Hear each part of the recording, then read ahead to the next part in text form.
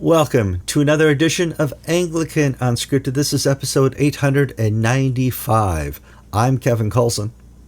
I'm George Conger. Today is December 17th, 2024.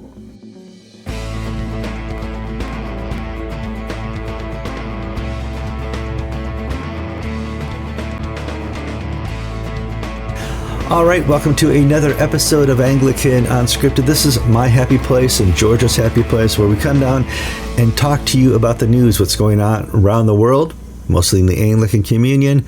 And this week, a lot of stuff's happening over in England that you're going to want to know about when we talk about the Church of England. Before we get too far into that, this is a great opportunity for you to click that like button, to share the program if you've not shared it before, to subscribe to the program if you're not subscribed before, and to go to the comments section if you've not commented before. That's where the show really happens. You guys have been leaving hundreds of comments each week. Each week, and we read them all, and we love that you comment. We try to comment on your comments as well. George, how are you doing this week?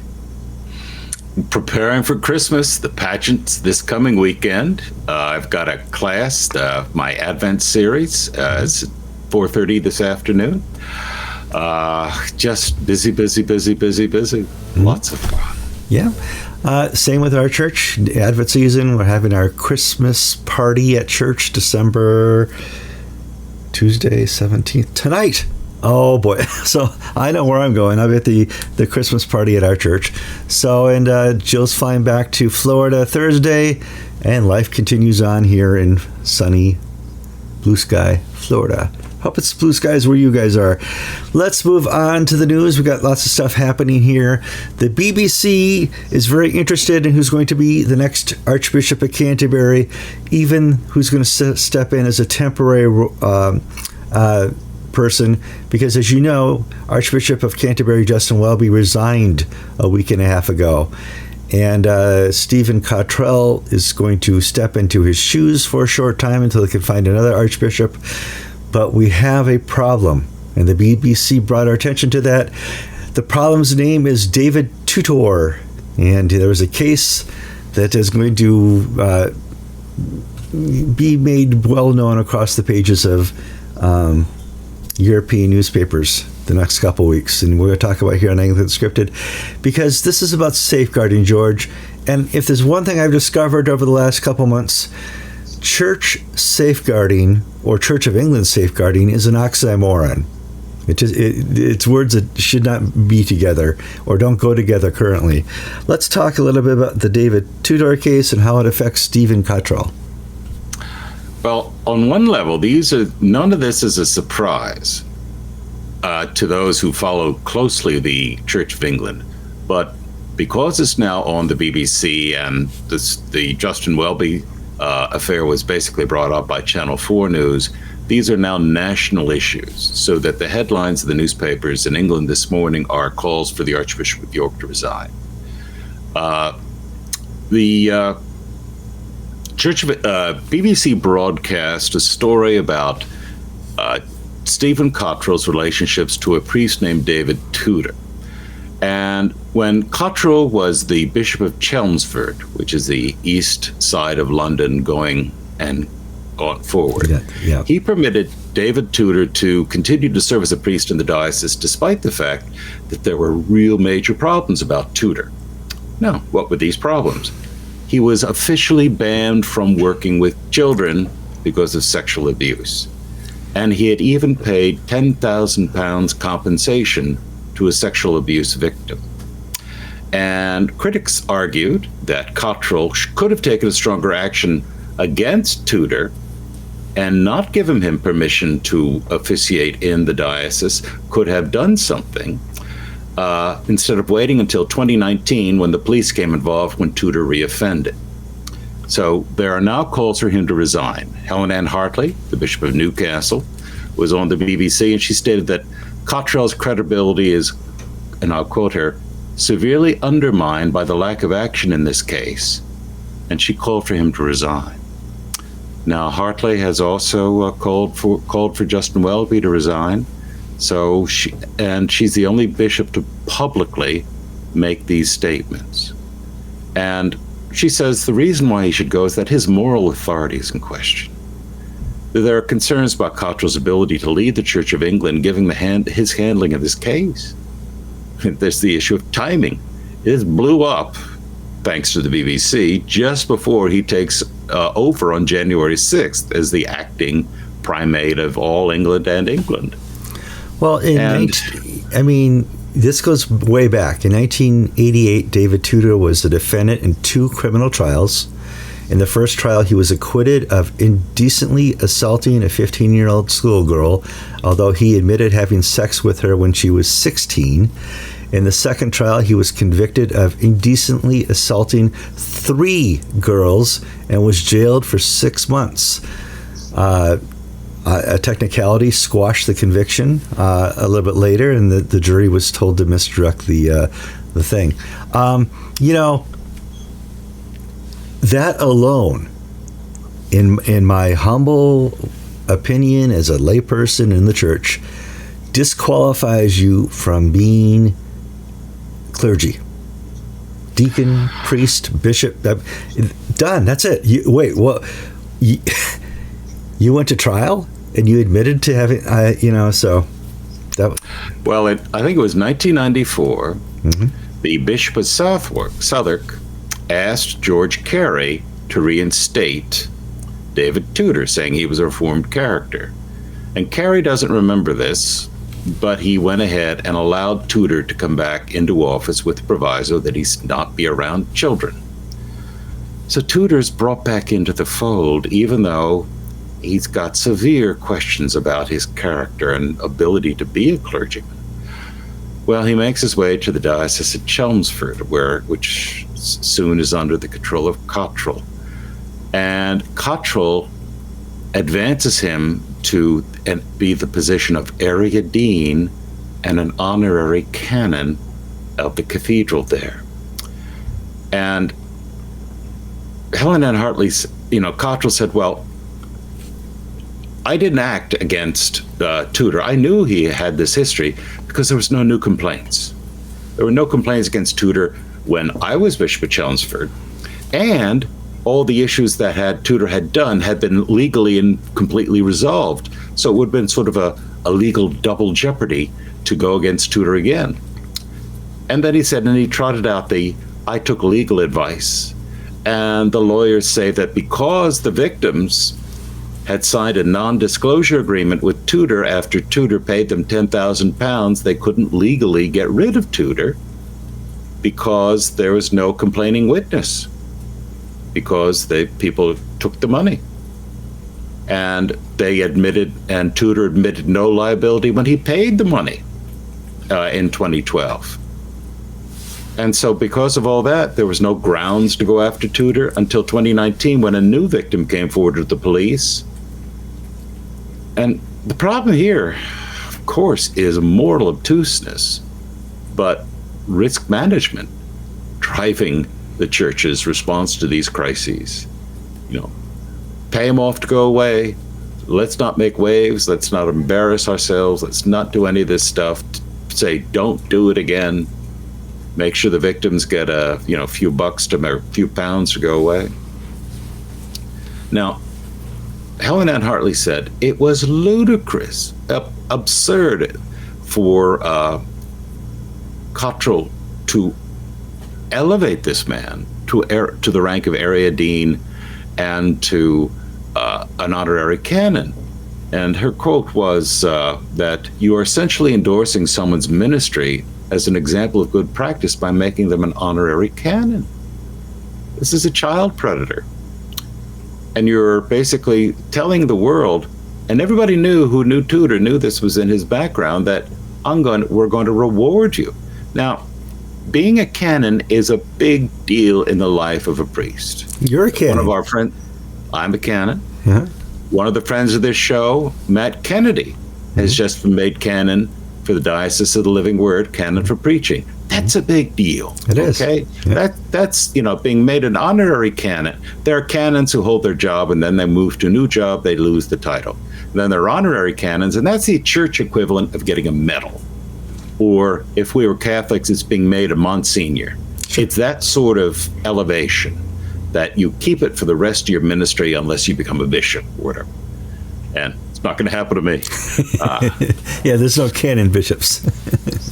So the issue here is that Helen-Ann Hartley is stating the obvious, that Cottrell ignored this man's criminal background to elevate him in the ministry and set him up as a senior priest in the diocese. What was this man thinking? So it continues with the BBC at World at One yesterday. Interviewed Julie Connolty, who's the Birkenhead. Mm-hmm. The poor woman, for her sins, has been given the job of being one of the leads on sexual abuse in the Church of England. And she was asked for her comments about this situation. She was told, Helen-Ann Hartley says she wants to go, he needs to go. Stephen Cottrell's saying, well, I don't have to go because I just did what the lawyers told me to do. And I'm not going to mention the fact that I promoted him, even though I knew all these terrible things.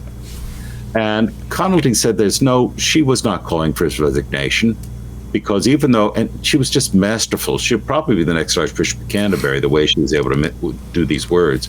She stated she did not think Cottrell should resign because questions needed to be asked, but it hadn't risen to that level of malfeasance.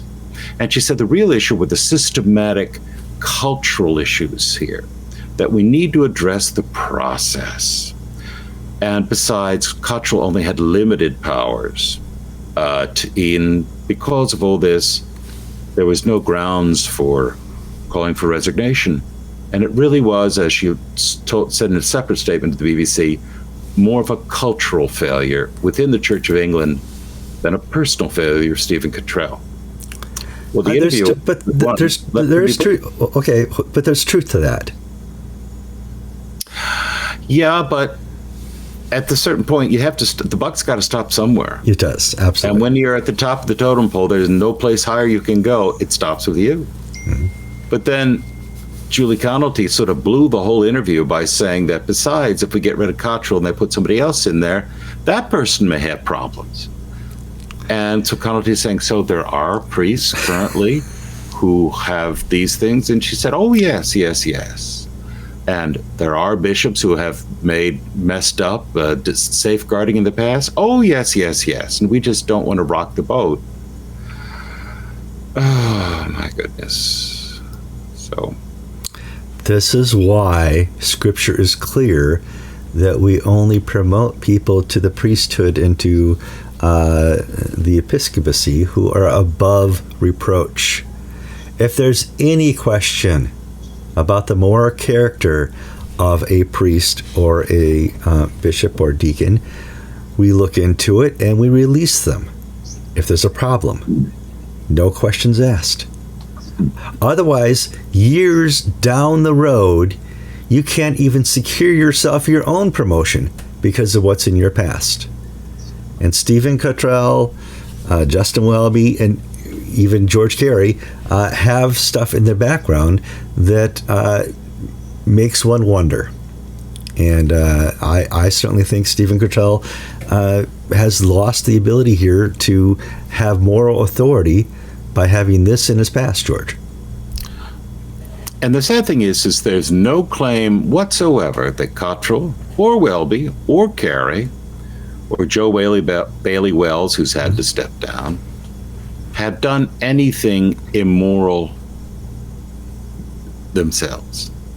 Rather, they either were blinded or they used a risk management approach rather than a moral approach. Mm-hmm. They led the church as managers of mid-level companies than spiritual, godly men and women of God. So in some respects, I hate to put it this way. Years ago, Avery Dulles had an article in First Things about we really do need to forgive pedophile priests. Forgive them and realize that Christ can forgive any sin if they're sincere in their repentance. But that does not mean that we give them their old jobs back, Dulles said. So on one level, Tudor can and should seek forgiveness and repentance of his sins, and may God help him make amendment of life. Mm-hmm. Does that mean he should be a parish priest? No. Does it mean he should be a dean? No. An honorary canon? No. But, Tudor has to stand before God at the end of time and be judged. And I pray that he repent and turn his life over to Christ and confess these sins of sexual predation. For Welby and Cottrell and Wells, these are not that sort of sin. They're sins of managerial incompetence. And I think that's so sad. It is. Because we have a guide. Even history is a great guide in this. We know through history that it's best to err on the side of safety, on the side of future victims. And you do that by you're not in the ministry anymore. You're in our prayers. We will minister to you. We will seek your steps back into righteousness. But you cannot be out there preaching, teaching, and PTOing. So, wow. Oh boy. So that whole story was almost 2 pages, George, of our notes here. That's a lot. And it's going to continue. Mm-hmm. My guess is that if I were to give odds, I would say it's 60-40 that Cottrell stepped down, more likely than not. Mm-hmm. But Cottrell has made a different stuff than Welby. Cottrell is a little bit tougher, and he may decide that it's worth sticking it out and just suffering. Well, right now he'll post all these things on Facebook for the Advent season, and the responses, up until the point that he disabled responses, have been ridicule and shaming. Sure. So at a certain point, but he's still at it. So if he can sort of take that public opprobrium and just cut off the comments in his own little head, he can continue until he retires. Welby couldn't handle that. Okay, so let's just say Cottrell does decide to step down. Who's next? Well, then Sarah Mullally, as Mm-hmm. Bishop of London, becomes the senior. Mm-hmm. And Mullally herself has baggage, not on child abuse, but on the case of the gay priest who committed suicide. Mm-hmm. But when the Diocese of London, its finances were so dysfunctional and its disciplinary system was so dysfunctional, this is a whole different story. Yes, it is. But that has been brought out in the press. But Mullally has not the moral standing. Then we go down the list, and who's next? Now, I'm not trying to say that all British bishops are bad. Far from it. They're excellent men and women of God. It's just the system is not designed to choose godly and righteous and sober men and women to be bishops. And there's some statements in social media that the current bishop's bench is the most mediocre bishop's bench in living memory. Mediocre in the terms of intellectual, moral gravity, authority, where they stand up and the House of Lords and people listen to them because it's important to what they say. We've now had a recent, the custom is when a bishop rises to stand, they're given priority in the House of Lords to speak. And a bishop stood to stand, and a Labour lord said, "Oh, forget that. We're not going to do that." They've lost on the ground their moral authority in Parliament, and they certainly don't have it in the people, amongst the people, or the church, where it belongs. Yeah, it's just one of those things we watched happen over the last 20 years, where the See of Canterbury was the cat's meow. It's whatever was said was certain of a good gumption of moral authority and a good direction for the church. Now, there is no See of Canterbury, and they can't find a suitable temporary replacement. And I bet they can't find a suitable permanent replacement. Well, the consequences of this are vacuums. Mm-hmm. vacuums of authority and power.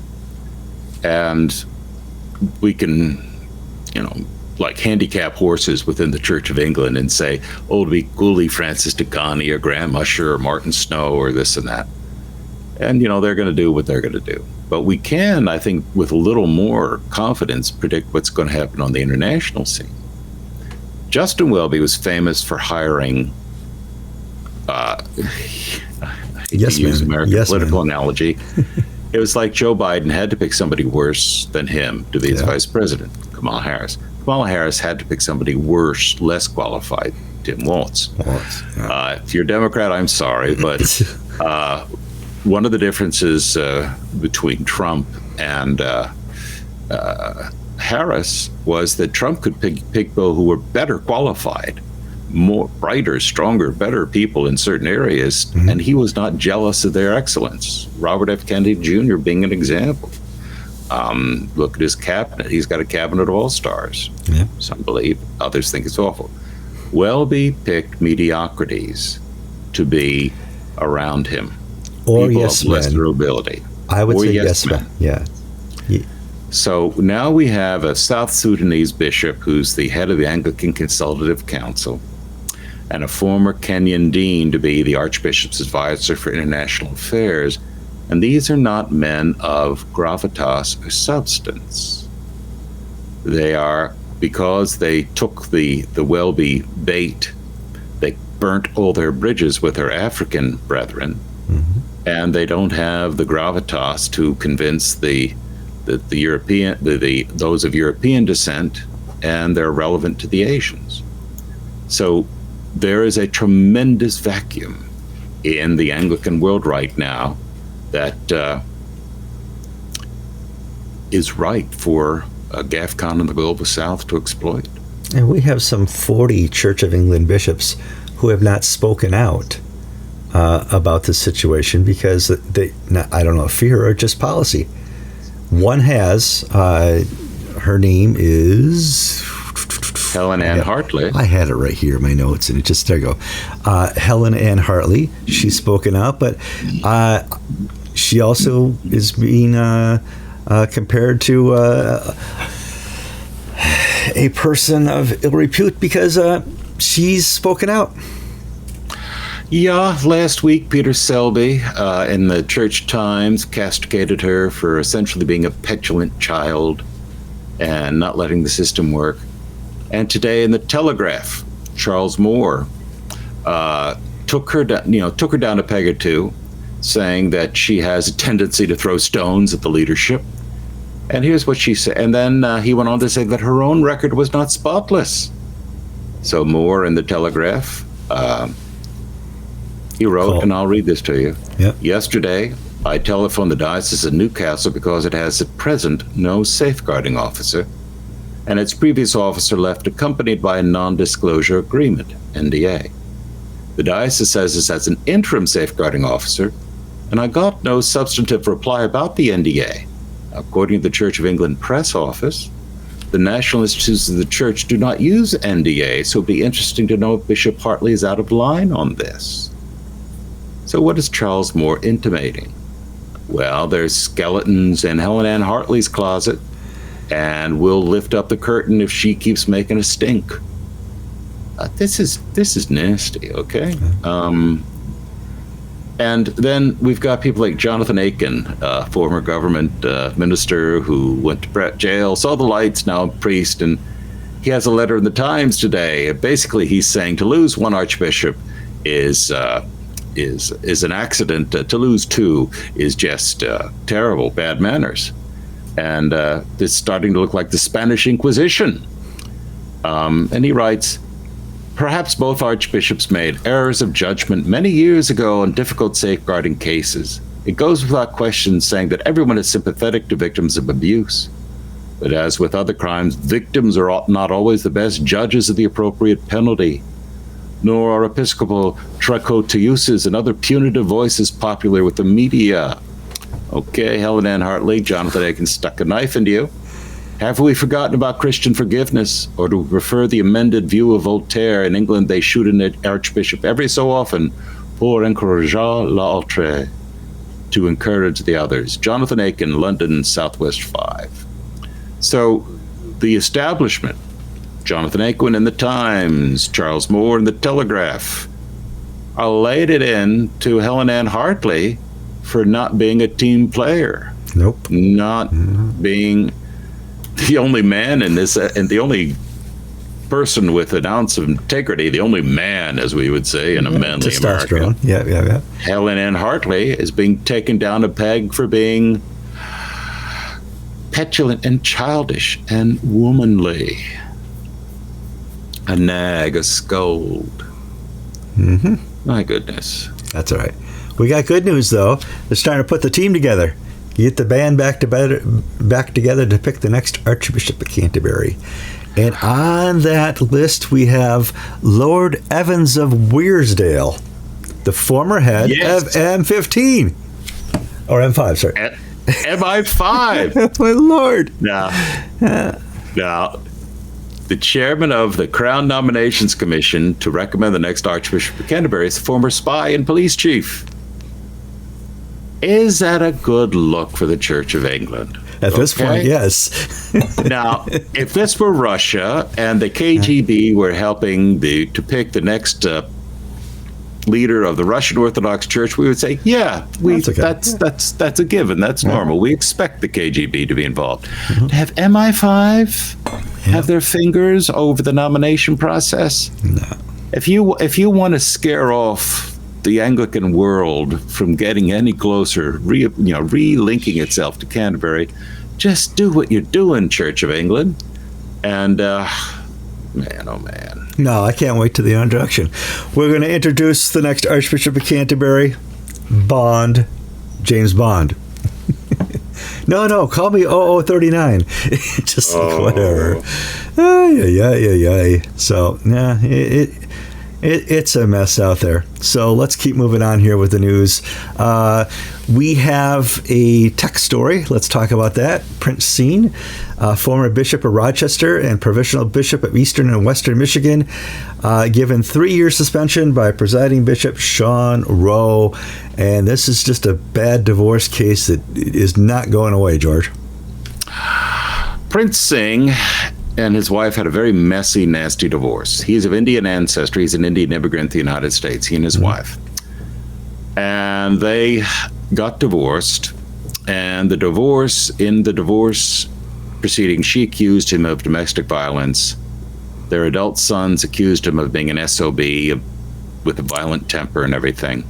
And charges were brought against Singh by his wife and children, as saying that he was just a nasty human being and this, that, and the other. And this has been going on for a while, and Bishop Rowe inherited this problem, and the investigations were done, and an accord or an agreement was reached where Prince Singh will have a 3-year suspension from the ministry. He does not admit wrongdoing. He does not admit the veracity of the complaints against him. But, he's since remarried. He has reached retirement age, and essentially he's cutting his losses and getting on with his life instead of fighting this. I feel badly for Prince Singh because there are a lot of Episcopal bishops who should be suspended, not just for 3 years. But here's a guy whose, marriage, and it wasn't that he was unfaithful or anything. There's just, part of this is that, and this was in some of the complaints, was that his wife is of a Dalit or untouchable background. Singh is of a higher caste. And maybe love conquered all when they first got married, but 25, 30 years later, Indian caste differences came back. And she's since gone on to be a professor of, I think, sociology and cultural studies at a New York State University. So she is, going to be out there and wild. Allegedly out there, yes. Allegedly. Yeah. So you've got a marriage breakdown, you've got a cultural war, you've got someone infused with the whole feminist agenda. So Me Too movement took a scalp in the form of Prince Singh. Allegedly. Not allegedly. I have no knowledge. I don't know what went on in that marriage. Yeah. I just feel badly for people where like their private lives destroy their public lives. Now, sometimes that needs to happen, but then there are other times when I just really would not want to know about their married life. Yeah, I mean, it's a messy situation. On to our next story. Archbishop of the ANiE, Steve Wood, has visited Nigeria. I did not know that. The press release from Nigeria says, hey, we're welcoming Steve Wood here. We got lots of pictures. We're glad to have him. All is well. That's cool. That's awesome. Yeah, but why is there nothing from the ANiE? Somebody has a week off. Come on. Well, no, I mean, they've managed to put out, I got 2 emails from signed by Steve Wood. One asking me to give money to the ANiE, the other asking me to give money to the American Anglican Council. Mm-hmm. And friends, if you got the money, do it. It's not a bad request. No. But here he's gone to basically what for Foley Beach was the troubled area. The trouble area, the giant gorilla. Nigerians say, everything's fine. Look at all these wonderful smiling pictures. Everything's great. We love each other.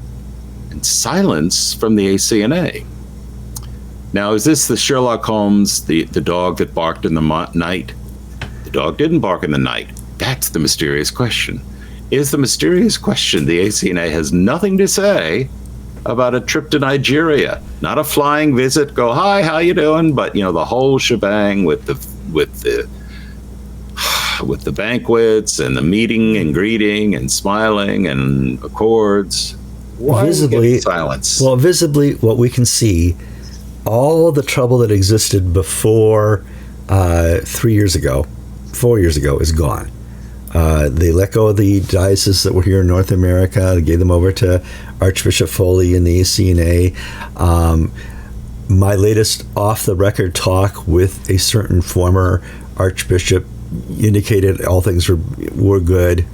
So I would say maybe somebody had the week off and we didn't get a press release.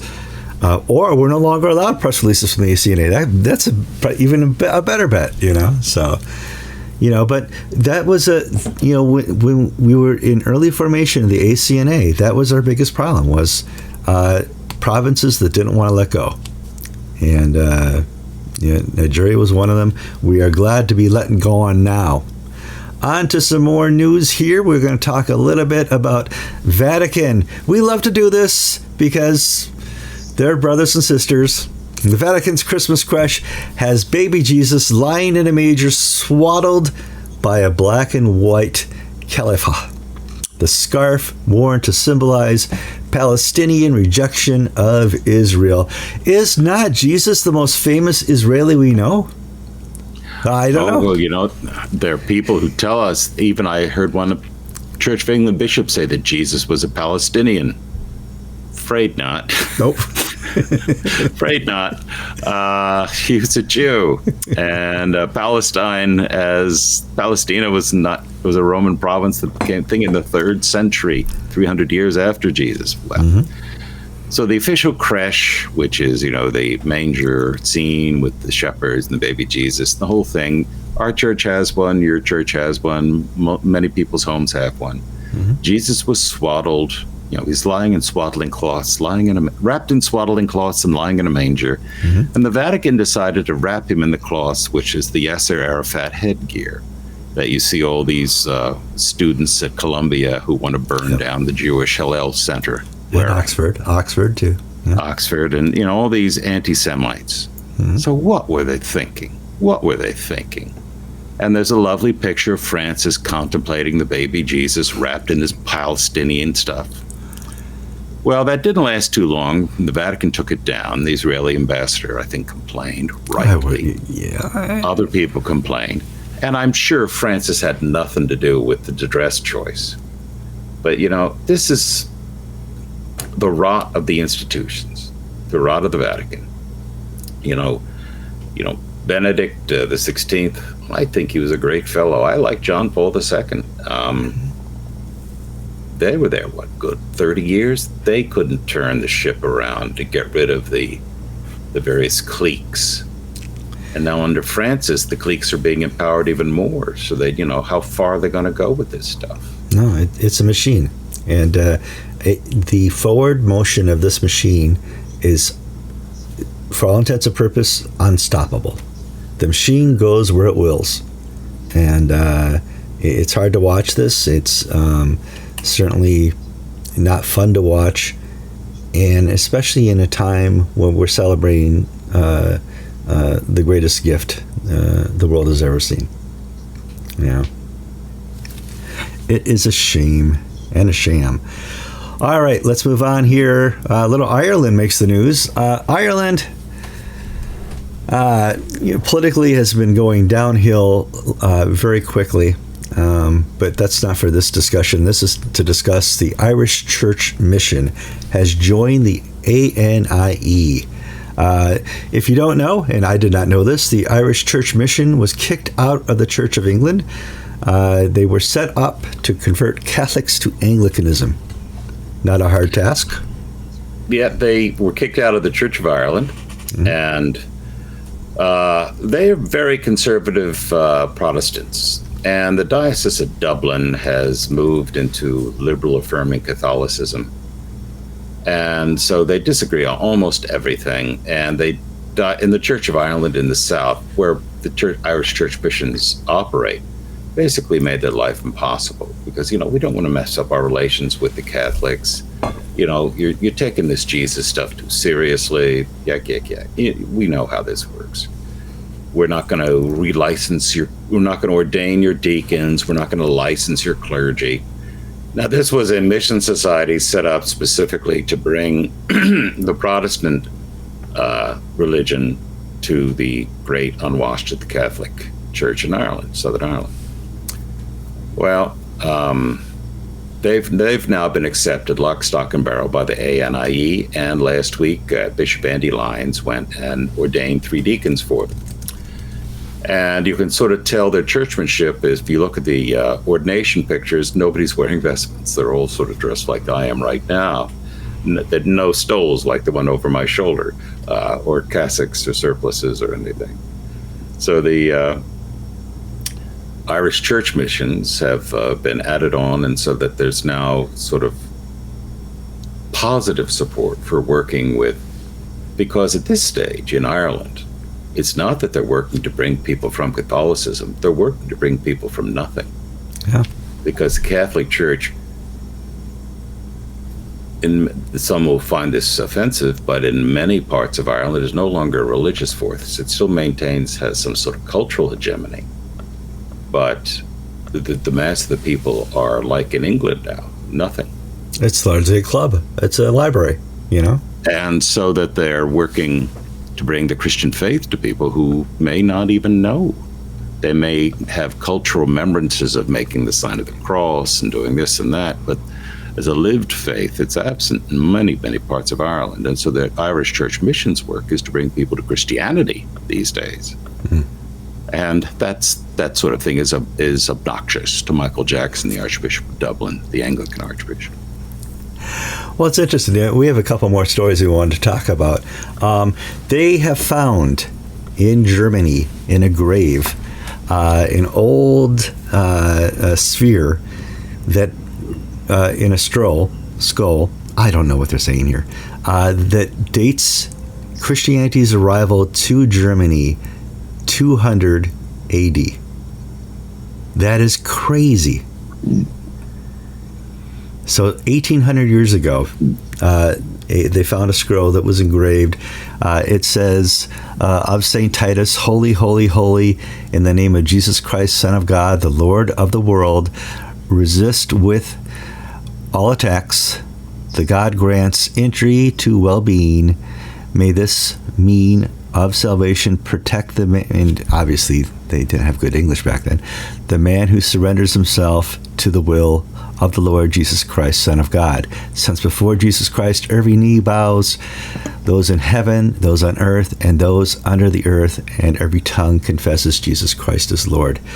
Now, what's remarkable about this document they found, let me close that out there, is that it doesn't refer to any Judaism or any other Roman gods or anything. It was strictly a Christian document found in the grave of a man who was buried near Frankfurt. And yeah, it's like finding an 1,800-year-old "What Would Jesus Do" bracelet. You're just like, wow, and this is going to have to write some history books here, What did we first think Christianity took into England? Was that 300, 600? So... Well, there's wonderful stories that Joseph of Arimathea brought the chalice from the Last Supper to England, and that's the whole Arthurian legend. Yeah. But England had a Christian presence in the third. Yes, St. Alban was the first English martyr. He was in the 2nd century.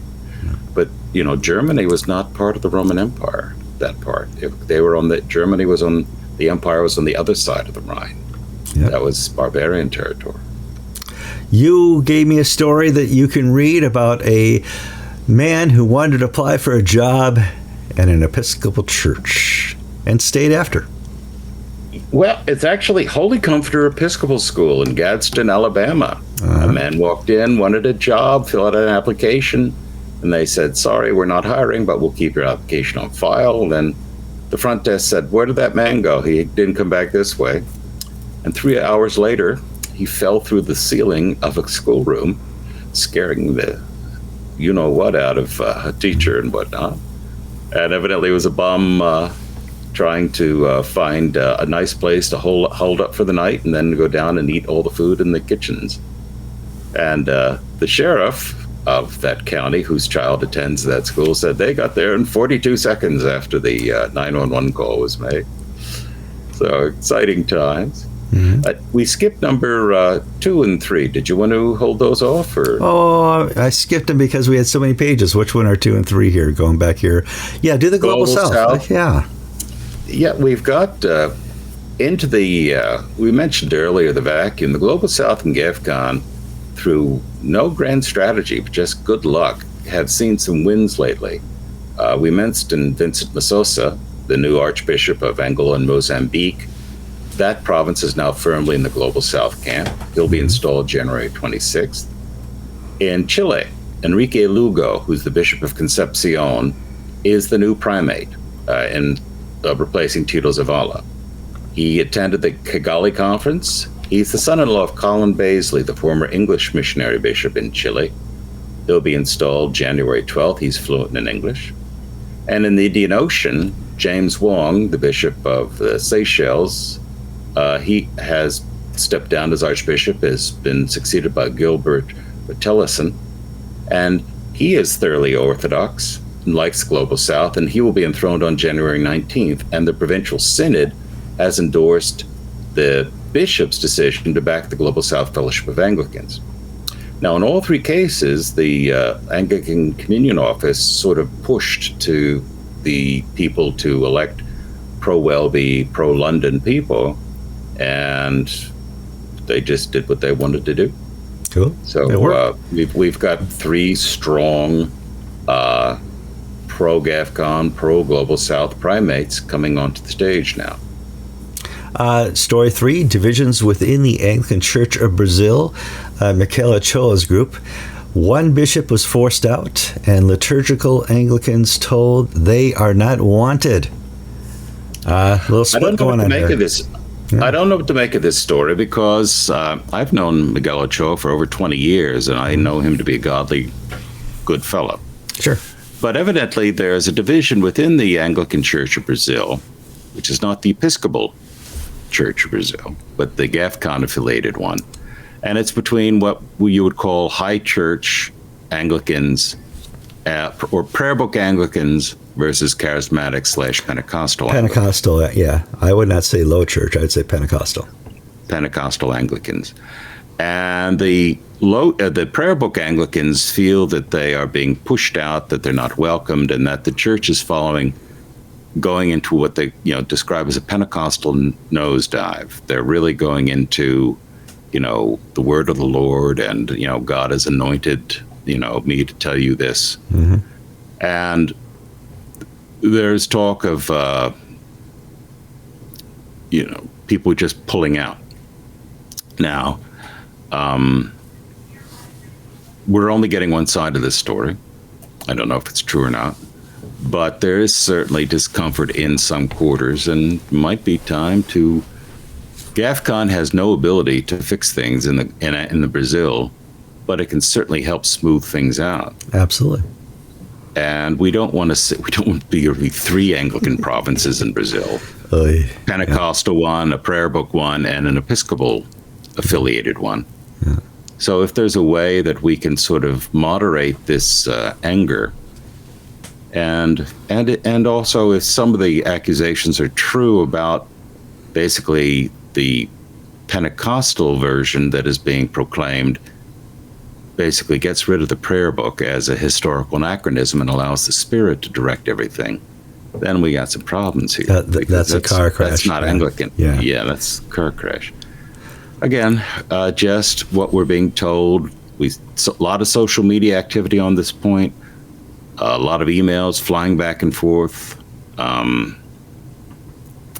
And Brazil is a fertile place for church growth. And so it's important that, Bob Duncan was able to hold together a new Anglican church in North America, as did Foley Beach, that had Pentecostals and prayer book Anglicans and Anglo-Catholics. And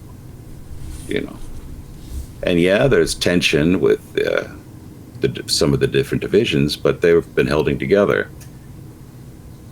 Brazil, these tensions seem to be reaching the boiling point.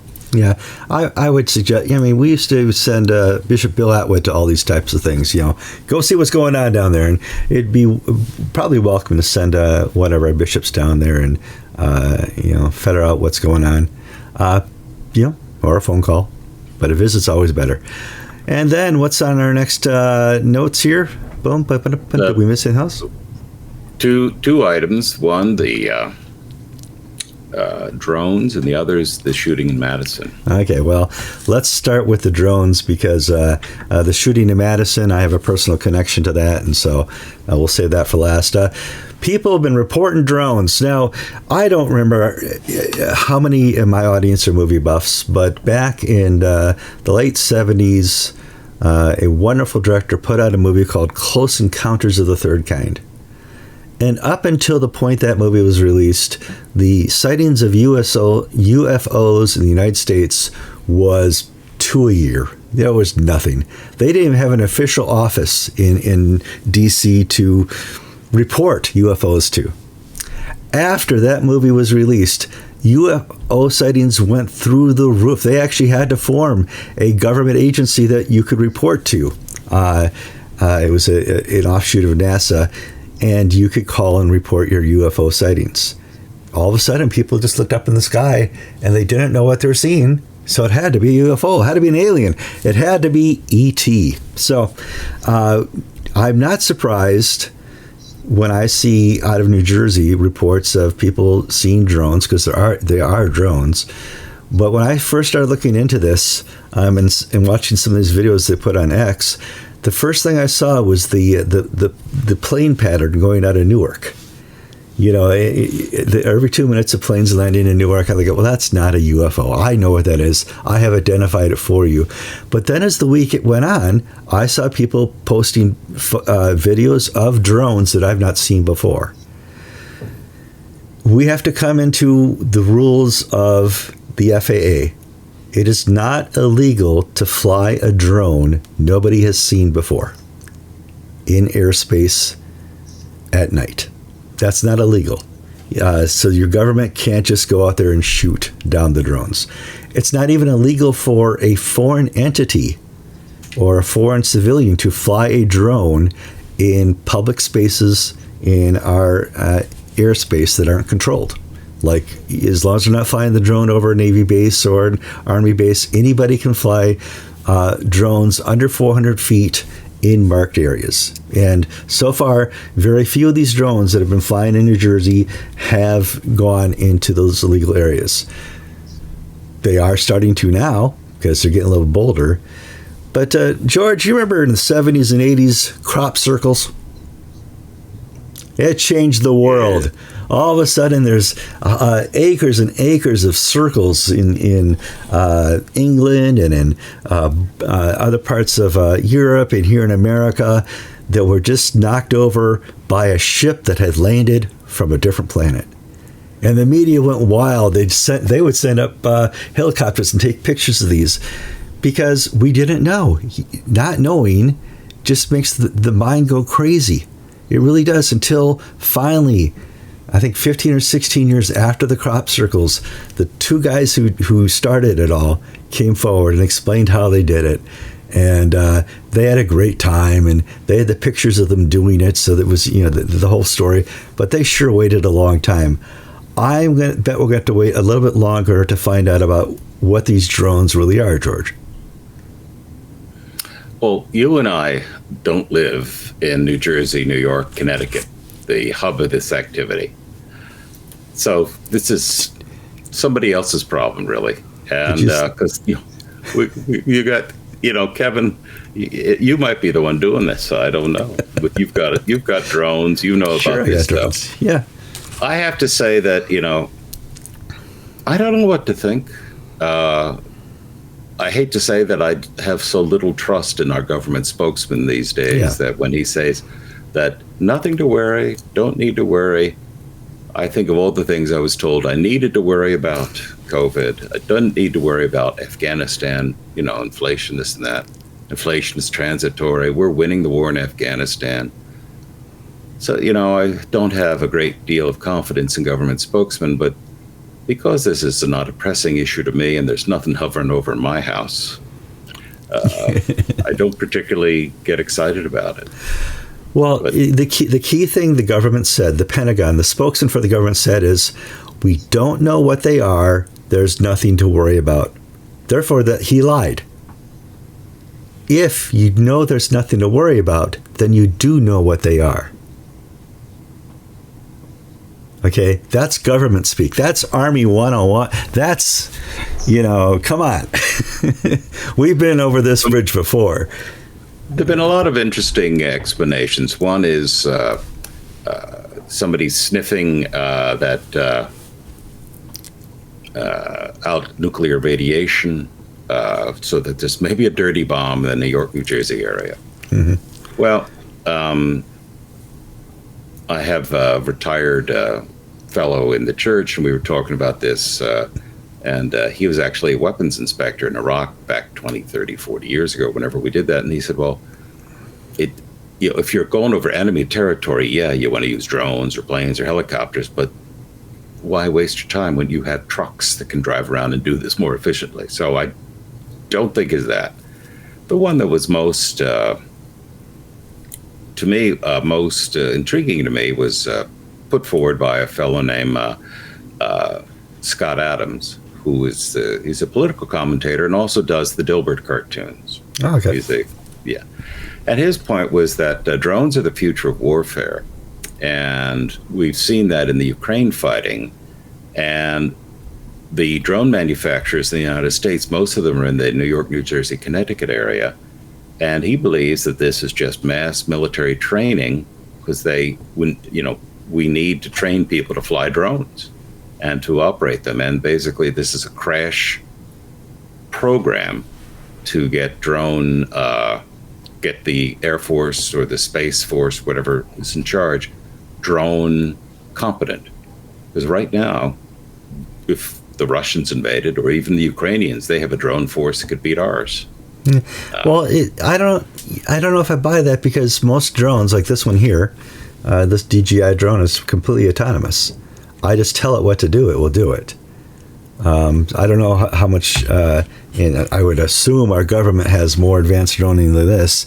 Who knows? I know that we have to fly our fighter planes that are drones. We have to fly those. We have a pilot who's remotely flying that. I know the helicopters are remote. I guess we'll have to see. We'll have to wait for the government to tell us what they know some point in time, hopefully before the 15 years are up. Who knows? Maybe Trump will tell us. I got a breaking item. I just got an email. George Carey has turned in his license to officiate. No, he's turned in his PTO. Okay. Yeah. So George Carey is stepping back from the ministry, following the lead of Justin Welby, and so his wasn't removed where it wasn't taken from him. He's just said, okay, in light of all this going on, I'm not going to. So the guy who had his this isn't cut. The this Archbishop is a consequence to the Tudor thing, where in '94 he allowed, at the recommendation of the Bishop of Southwark, he allowed Tudor to come back on board the Church of England. So he had his PTO removed by Justin Welby at the beginning of Justin Welby's career as Archbishop. He got it back, and now he's voluntarily taking it out for a different reason, for the Tudor affair. The Tudor affair, shall we call it? Interesting. Yeah. Oh my. What a crazy world. All right, let's talk about craziness. In Madison, Wisconsin, my hometown, a young girl named Natalie, we will not give you her last name or her pen name because we don't want to infame her in any way, walked into school with a 9mm handgun, shot a teacher and several children in the school library, and then killed herself. 2 people are dead. One of my people I know had a child at the school. I've been getting updates on that child. The child was in surgery for 4 hours yesterday, had their arm repaired, has some hardware now in their arm, and they're doing just fine. Wow. So we now have the ability through social media and the internet to find out what this person believed because they posted it online. And I will just take time to read it to you because that is the type of host I am. Brave browser. So Natalie put up a post a couple days ago kind of explaining what she believed. And Natalie says, women are the only hope for this wretched world. But even women have been brainwashed by the molds for too long. They've eternalized the patriarchy and turned on each other. Hey, you guys can read while I'm doing this. And always begging for the male approval and validation. It's disgusting. I realize the truth. Men are irredeemable. RADFEM, that's a form of feminism. Hitler is what is blanking vindicated now. They can't be reformed or redeemed. They are effing scourge of the earth. The only solution is to totally exterminate them and every fold who worships these effing parasites. Every single male must be wiped out, from babies to the elderly. Only then can women be free to create a new world. I'll be the pioneer. I'll be the first one to take the first step. I don't care if they're fathers, brothers, husbands, sons, teachers, police, or especially, oh wow, she included the N-word, or politicians. I've been craving to kill them all. This is my mission.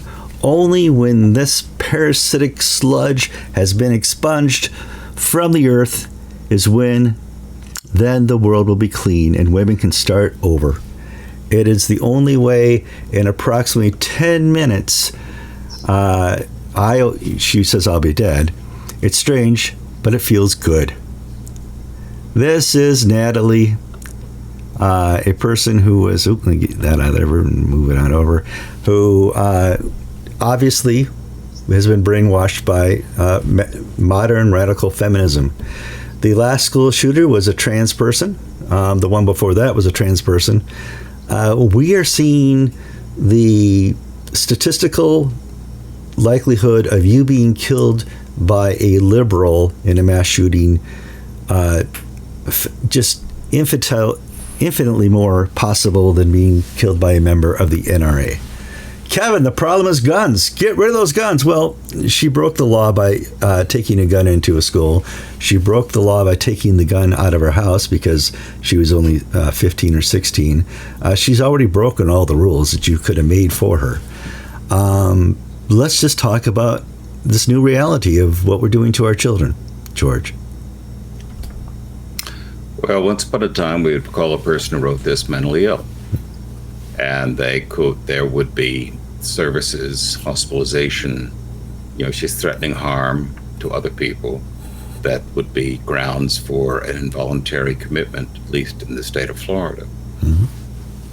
Having experience with the mental health system, having a daughter who's a mental health nurse, I know nowadays how very hard it is to have somebody treated against their will, especially when this person is spouting political ideology. So here's somebody who clearly is ill, has homicidal intentions and self-harm intentions. She's going to kill herself and she's going to kill other people, according to that manifesto. Yet, and she's 15, and you would think that her parents could have her committed, or what? But is social media to blame? Is the radicalization she had from the crazies and the nut jobs and the TikTok and the books and films and videos that she reads, is that at fault? Is there some biological component to her illness that if she were given the right medication, she'd be fine? I just feel sadness at this thing. Because I feel sad for the parents. I feel sad for the victims. I feel sad for her. But and this is an example of the evil that is in the world that Satan takes advantage to divide and destroy. And that's exactly what happened here, because this person was wearing the same T-shirt that the Columbine kids wore when they shot up their school. What we want to do is, when something like this happens, is we don't want to infame it. We don't want other kids to be able to research this and fall in love with what this lady did. This lady took her hate for man, patriarchy, and shot up the school. She was disillusioned. There's layers and layers and layers and layers of issues here. First and foremost, the issue is she was going to a Christian school. She obviously was not hearing what they were teaching. She was getting her information and her worldview from somewhere else. And here we are, stuck trying to figure out why 2 people are dead, and what now is RADFEM. Do we have something new to deal with here, beyond transgenderism? And this hate that goes beyond the understanding of biology. If you kill all men, you can't start something new. You've ended the species. It's done. Women can't carry on the species without men. Simple biology. Well, the second Trump shooter down in Palm Beach County, his lawyers just ended a plea of not guilty by reason of insanity. And that he basically said he was radicalized by watching Joy Reid and company, telling us that, America's over, democracy's over, somebody has to take out Hitler. And in his mind, he was like this Luigi Mangione. Mangione, the assassin in New York City, viewed himself as a Batman character. He was going, even though he had a bad experience with the healthcare system, his parents had all the money in the world to pay for his bills. That wasn't his problem. But he wanted to go and solve the problems of other people by killing and destroying evil. He was being Batman in Gotham City. And this girl, you read her manifesto, she is going to act for the rest of society against the evil. The fellow down in West Palm Beach who shot at Trump, he was going to act to deliver us from Hitler. Is the issue guns, or is the issue mental illness? Or is the issue the ideology that takes and feeds off mental illness? Yeah, I think, or is the problem allowing pundits on social media and media outlets to call for the extermination of people they disagree with? The vitriol we had in the last election was just, unparalleled between Biden, Harris, and Trump, and the pundits on TV. The people on MSNBC and other outlets who said that we have to eliminate Trump meant it, and their watchers understood that, and therefore we had 2 assassination attempts in a period of 3.5 weeks. People listen, and people are very influenced by what they see in the media. I know I'm an influencer. I have a program trying to influence the church. And so I get that, but at no point do we call for the destruction of anything except evil. Yeah. And Kevin, what if we had this drone problem here in Florida or in Texas? Would we have it? Well, I don't think so, because people in Florida and Texas have shotguns. And they walk outside and there's just something floating over their house, they'd bring it down. But New Jersey, it's got the strictest gun laws in the nation, maybe District of Columbia, but the strictest state laws that I can think of. And where there are weaknesses in the system, where there's no pushback, there's very little crime here because it's enforced. When my daughter visited for Thanksgiving from San Francisco, her big thing was, man, when I go into CVS in San Francisco, everything is locked down. I mean, everything. Here, nothing is locked down because there's no culture of shoplifting, because crime is vociferously punished by other shoppers. CVS may not be allowed to stop a person walking out of a store with an item they did not pay for, but the other shoppers will stop you. I mean, it is a different culture here in the South. George, that is one full show. We've gone an hour and almost 10 minutes. I want to thank you for sticking with us. Please, in the future, watch out for anything when you hear RADFEM. It ain't pretty. I'm Kevin Kallsen. And I'm George Conger. And you've been watching episode... What episode? 895. 895. You could say 895 of Anglican Unscripted.